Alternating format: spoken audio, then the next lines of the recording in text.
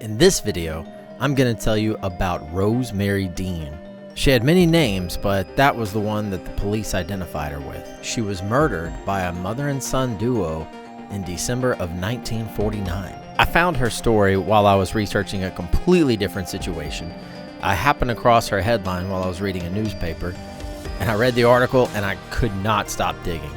I've been wanting to make a video about a murder victim anyway, where we talk about the actual victim and what happened to them and maybe what led to the outcome of their death. And that's what we're going to do now. From lies to blackmail, from courtrooms to unmarked graves, I'm going to tell you everything I was able to find out about Mary Dean. And we're also going to talk to a local expert who happens to have a little bit of first-hand experience with her. Because today we're going to keep Mary's memory alive just a little bit longer. I don't even remember really what I was looking for when I came across this front page of the Nashville newspaper. In January of 1950, it says, "Two Burges given chair, Woodard acquitted in Franklin murder case." Chair, in this case, obviously meaning the electric chair. The Burges are Betty and Sherman Burge. And according to this article and several after, this would make Betty Burge the first woman in Tennessee to be sentenced to the electric chair. On December 12th, 1949, Betty and Sherman brutally murdered Rosemary Dean and hid her body. She was a 29-year-old waitress from Pennsylvania. What you need here, but see, this has got some pretty good stuff in it. That's, this was written up in this book, and then there's another one in there. This has the crime scene photos. Who is that? Is that her? Yeah. Oh, wow. Well, I can't show that, but... So what was she doing in Franklin, Tennessee? And how did she get herself in that situation? Why did they kill her? What happened? Right? So many questions. I'm going to do my best to answer them for you. If you like this video so far, please give it a like and a subscribe. Subscribing and liking and commenting are the best ways to help my channel grow. It ended up being a huge case. I only found one headline at first, and it spiraled into a whole big thing. There's so much to get through that I don't think I could get it all in to a video without just reading article after article, so I'm going to sum it up for you. And the best way to do that, I think, is to just talk about Mary and her life, and the details will come with that. She was born Mary Margaret Kopinski to Frank and Bertha around North Union, Pennsylvania. Her father, Frank, was born in Czechoslovakia and, according to the 1930 census, came to America in 1910 when he was 14. I was kind of surprised by the news article that I found next. I wasn't really expecting this. Mary's mom, Bertha, filed what's called a paternity charge against a Mr. Aaron Lewis Dean. Here it is on the screen if you want to pause and read it. And because of this, I learned that a paternity charge was a legal action, often part of illegitimacy laws, that sought to identify the biological father of a child born outside of marriage. The primary purpose was typically to compel the father to provide financial support to prevent the mother and child from becoming a public charge. So basically, Mary's mom found out that her daughter was pregnant by this guy and wanted him to not abandon her, and he was going to have to support her. So Aaron pretty much threw these major parties at his house, and Mary and her older sister got involved. And some of the contents of the article are a little explicit, and I try to keep this channel and these videos to mostly PG or even G if I can help it, but they were pretty wild.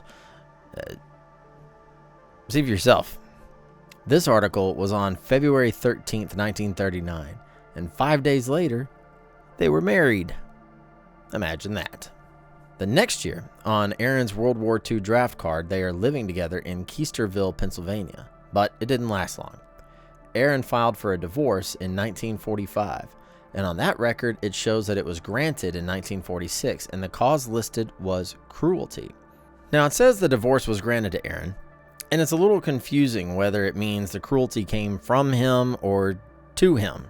It reads like it came from her, like Mary was cruel or abandoned him or whatever. It sounds like he was filing because she was doing something to him. But given his track record in their hometown, I don't think they were exactly destined to eternal happiness together. But then I found this classified in a Pennsylvania newspaper where he announced that his wife left without cause and he will not be responsible for any of her debts. This is 1945, right after he filed for divorce. Their kids are listed as Mary and Frank on the divorce paper, and they show up on Aaron's obituary in 1978. Now, Mary bounced around a lot, so I can't really rule out anything based on location. That makes this kind of research a little bit harder when you're trying to do family research and you've got a relative that just bounces all over the country. It makes it real difficult to pinpoint them down. It's a whole lot easier when they just lived and died in the same town pretty much their whole life or never really strayed more than 10 or 15 miles. But when they just city hop all over, it's tough to make sure that you're looking at the right person. But I think we got her. After she was killed, the police reached out to her brother, who told them that she was last seen in Uniontown, Pennsylvania, 2 years before she died. Now, this is where things get a little bit sticky for Mary. In 1944, she made her way down to Franklin, Tennessee, where she stayed in the Burge House, which was a boarding house for about 10 to 20 people ran by Betty Burge. It was a really shady place with a lot of illegal liquor dealing and wild disturbances. It was kind of a safe haven for riffraff. Betty, if you'll read the newspapers in the 30s and early 40s, she's constantly being arrested for selling moonshine. Miss Betty was having an affair with a man named John Golden. Well, John Golden hatched a plan to kill his own wife, Sally, and he convinced Betty to help him so that they could get married afterward. She agreed, and they took a nightly stroll with John's 72-year-old wife at night down by the Harpeth River.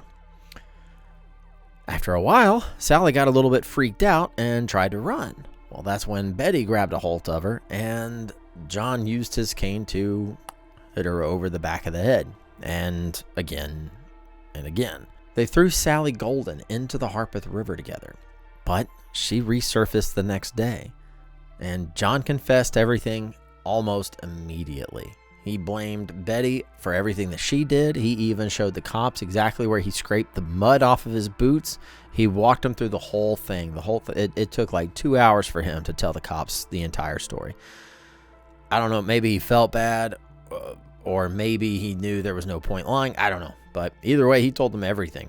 And Betty was not going to go down with him. John got life in prison and died in the Tennessee State Prison at 82 years old in 1958. Now, normally, I'd already be in the car, headed to the Tennessee State Prison to talk to whoever I could talk to and get some B-roll and footage of the actual prison, because that would be awesome. That place is super cool. But it's been abandoned for a long time, and it's heavily guarded because it is a danger. The place has been condemned, and you can't go in. And a few years ago, there was actually a tornado in Nashville, and the whole front wing of brick came down. The facade came down, so it's all exposed hallways and stuff from the front. So it's super dangerous to go in there. But that is where they filmed Ernest Goes to Jail, as a matter of fact, at the Tennessee State Prison. I'll never understand why older folks like that are in their late 60s, early 70s or whatever, they end up killing their spouse. I don't get that. That just seems like you're too invested at that point. Why bother? I mean, they've been with you that long. It wasn't like they had just gotten married either. Going back, they got married back in the 1890s. I think I have that marriage certificate, and I'll throw that up on the screen. They'd been together for a long time. So John and Betty decided it was time to get Sally out of the way. Rumor says that Sally already was thinking about divorcing John. Apparently he wasn't a very good husband. The police investigated Betty at the Burge House, but she conveniently had about 10 witnesses who testified to her having been with them the night of the murder, taking care of her frail elderly mom. So she had a rock-solid alibi with tons of witnesses. And according to a couple of papers, some of those tenants were afraid to talk to the police. They were scared. But one of those witnesses, if you can guess who, wouldn't forget. I'm talking about Mary. Mary Dean. Mary Dean's the one who didn't forget. That's what I'm talking about. She comes back later with a plan. A dumb plan. Just not a good idea. But she did it. I mean, of all the ideas she could have had to get money, that was not the one. Mary did some bouncing around for the next few years after she saw, I guess, Betty threatening everybody in the boarding house to not talk to the cops and to testify to her alibi. So after that, she bounced around a little bit. According to police investigators, she was arrested and in trouble a few times for loitering and soliciting. She became a, quote, penniless vagabond, as the papers sum it up. On December 4th of 1949, she left Indianapolis to meet up with extended family down in Portland, Tennessee. And apparently they had met her in Indiana, and they figured out that they were related and told her that if she ever needed a place to stay to restart her life, she could find them. So she did. But for whatever reason, she left them on December 12th and headed down to Franklin. She got off the train around 11 p.m. and immediately made her way to Betty Barge's house. She had an idea. But she was dead within hours, and her body left on the side of the Franklin High School campus. She was discovered by a couple of high schoolers the next morning, and Principal Daley Thompson was the one who made the call to police. I can't imagine what was going through those students' minds. They were probably scarred for life because Mary was brutally attacked. Both of her jugulars were severed, and her windpipe was cut, and they had used a serrated blade to do it. It says the crime scene photos. Who is that? Is that her? Yeah. Oh, wow. Well, I can't show that, but anyway, that night, Mary headed to Betty Barge's place with the intention to blackmail her. And she apparently confronts Betty and says, I am destitute and I need $200. And if you don't give me the $200, I'm going to go to the sheriff and tell him that you did help kill Sally Golden. Well, there was a scuffle, possibly between Betty and her, but mainly Sherman, Betty's son, he decided that that was not going to happen. His mom was not going to jail, and this girl was not going to blackmail them. So he attacked her. He was 35 at the time and worked at a slaughterhouse. He was pretty stocky, not very tall, but he was able to explain all of the blood on his clothes by telling the cops that he worked in a slaughterhouse. They kind of took that at first, but they did take samples of the blood and ship them off to a lab where they could determine if they belonged to an animal or not. They woke up one of the boarders in the house, Bobby Woodard, who refused to help at first. But Sherman attacked him too and threatened him with the same knife, saying that he was going to kill him if he didn't help him do something with Mary and keep his mouth shut. So Bobby helped him carry Mary's body out of the house and across the street to the campus. This right here is where her, this was her house right here.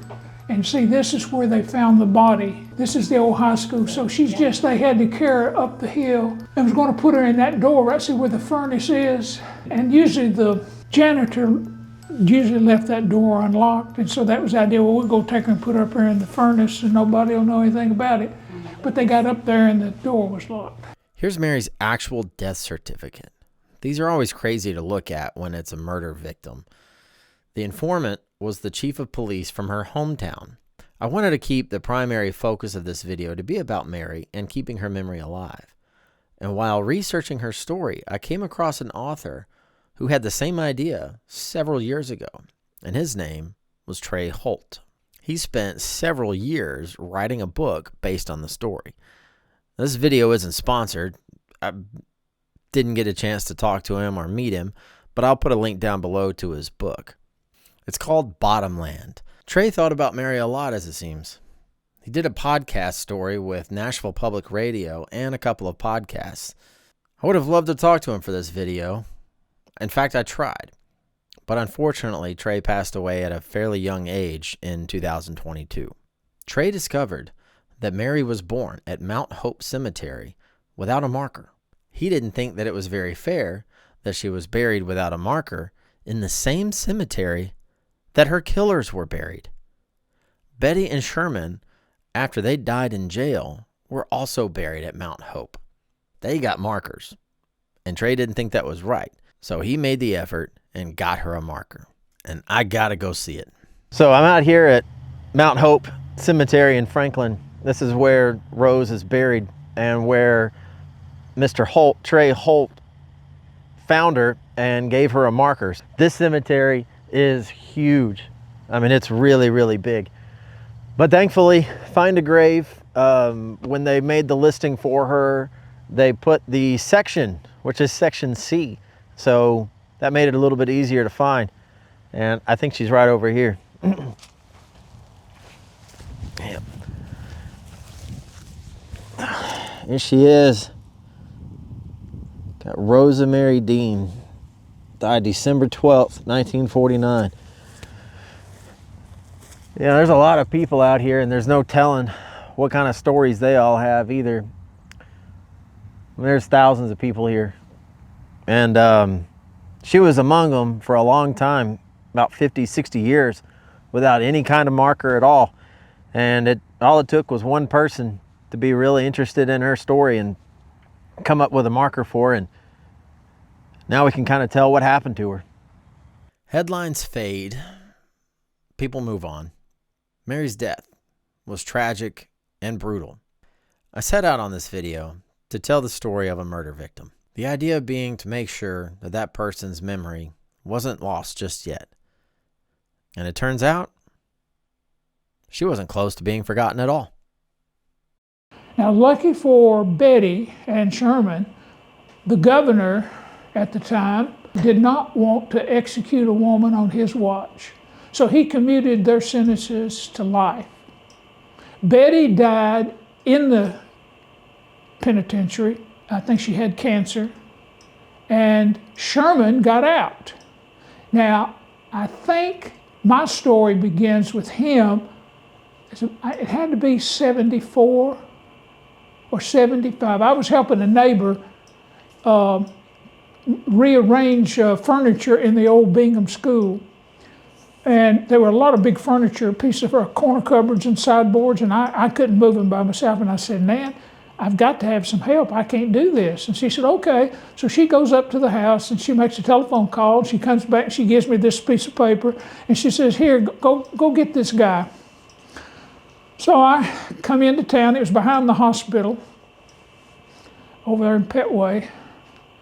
And so I picked up this guy and took him to Nan's, and we moved all this furniture. And after working, we worked there most of the day. So we even had lunch. Nan fixed lunch for us. And then after we finished, I got him in the car, brought him back home. And I went back and I said, Nan, who was that guy? And she said, oh, you know, that was Sherman Bird. Said he cut that woman's throat. And so I'd worked all day with a guy that I didn't know had been a murderer. So that's my story. That's wild. So you actually spent the whole day with Sherman, basically. Spent the whole day, and he was a nice guy. I remember him. He wasn't very tall. He was shorter than I was, and he was very stocky. And he just picked up the furniture, man, and walked with it. He knew how to lift things up. He knew how to lift things up. Golly. And he was a very nice guy. I mean, he was easygoing. And had you heard of him before that? No, I never heard of Betty Bird until after she told me that. Then I started asking people, and everybody, knew the story.